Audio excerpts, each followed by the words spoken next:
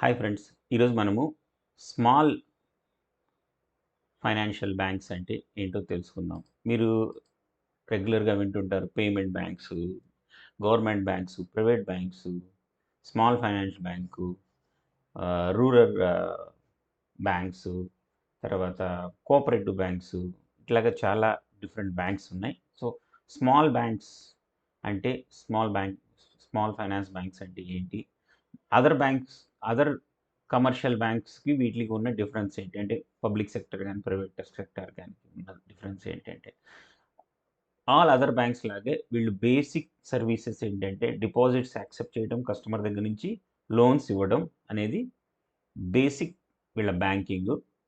So ఈ banks open చేయడానికి 200 crores minimum paid up capital ఉండాలి. సో ఇవి ప్రైవేట్ బ్యాంక్స్కి, పబ్లిక్ సెక్టర్ బ్యాంక్స్కి అన్నిటికి డిఫరెంట్గా ఉంటుంది. స్మాల్ ఫైనాన్షియల్ బ్యాంక్స్ మటుకు 200 crores పెయిడ్ ఆఫ్ క్యాపిటల్ ఉండాలి.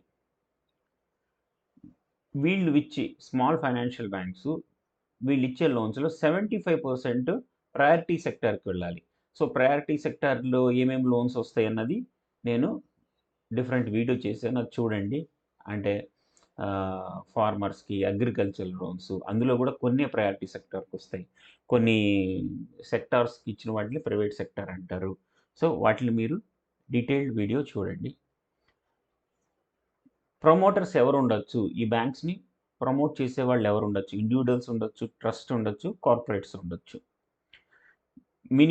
Minimum initial contribution to the paid of equity capital minimum first 40% ఉండాలి. దాని తర్వాత రిమైనింగ్ది మనము కాంట్రిబ్యూట్ చేయొచ్చు.